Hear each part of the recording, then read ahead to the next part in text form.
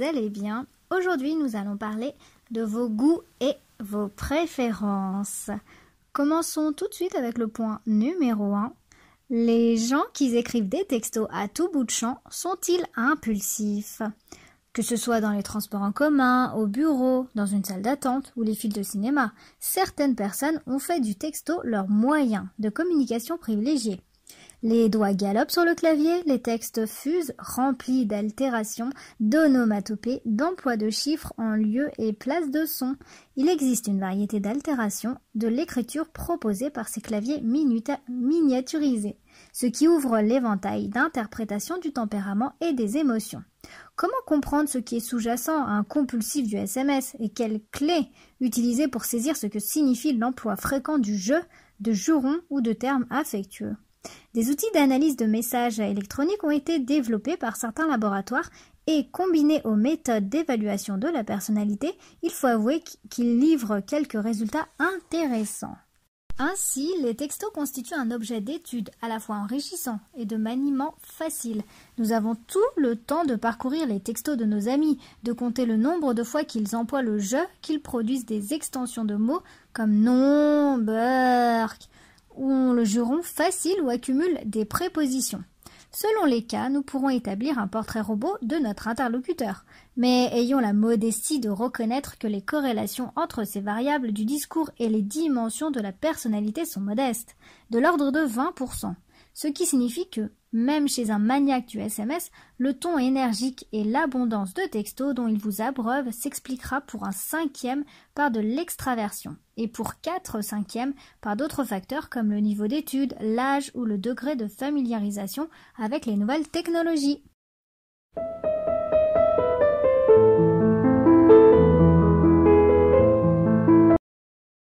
Numéro 2. Une personne qui met 2 sucres dans son café est-elle généreuse?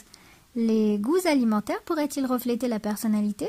Les personnes carnivores seraient-elles agressives? Les amateurs de saveurs amères seraient-ils pessimistes? Et les partisans du vinaigre ou autres goûts acides seraient-ils des individus aigris? Dans un cas particulier en tout cas, celui du sucre, un lien pourrait exister. Les personnes qui mettent beaucoup de sucre dans leur café mangent souvent du chocolat ou des sucreries en tout genre, pourraient être à la fois plus altruistes, généreuses, douces et aimables. Comme si ce qui est doux au goût allait de pair avec la douceur du tempérament et du comportement. Comment expliquer ce parallélisme?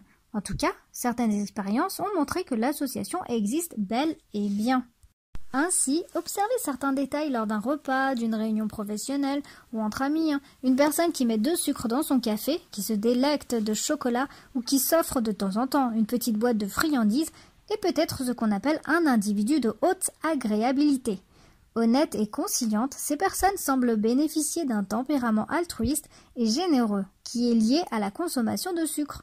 Il ne s'agit certes que d'une règle statistique, mais qui peut être employée avec avantage dans certaines situations, où il s'agit de rendre un interlocuteur plus ouvert et généreux. Il suffirait alors de lui offrir des chocs.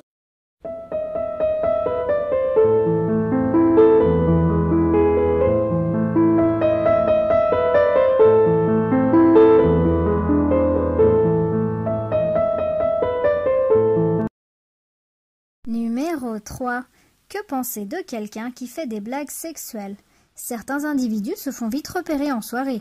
Leur humour est limite, ils abordent fréquemment des thèmes sexuels, sans gêne apparente, quitte à incommoder les autres. Apparemment, c'est leur façon à eux de se faire remarquer pour aborder les personnes de sexe opposé. Devant ces personnes, le spectateur s'interroge. S'agit-il d'un obsédé? D'un grossier personnage? Les recherches laissent penser que l'on a affaire ici à une forme de narcissisme. L'individu se livrant à ce spectacle attire l'attention vers lui, et s'il affectionne les thèmes liés au sexe, c'est dans l'espoir de conclure rapidement une relation avec une des personnes présentes dans l'assemblée, ce qui rehausse ainsi les blagues à connotation sexuelle correspondent souvent, chez un homme, au sentiment d'avoir le droit de jouir de différentes prérogatives, pouvoir social, droit d'être écouté, légitimité sexuelle et droit de jouissance y compris sexuelle. Cette dimension du narcissisme pose son propriétaire en individu autoritaire et manipulateur. Le rire est un moyen de dissimuler le côté sombre de cette facette de personnalité. En fait, ce personnage jouir de ce qu'il estime lui être dû. Les femmes narcissiques vont plutôt se repérer au fait qu'elles sont toujours entourées, immergées dans un groupe où elles semblent tour à tour amicales, pleines de sollicitude ou soucieuses de créer du lien. Leur valeur à leurs propres yeux en ressort ainsi confortée.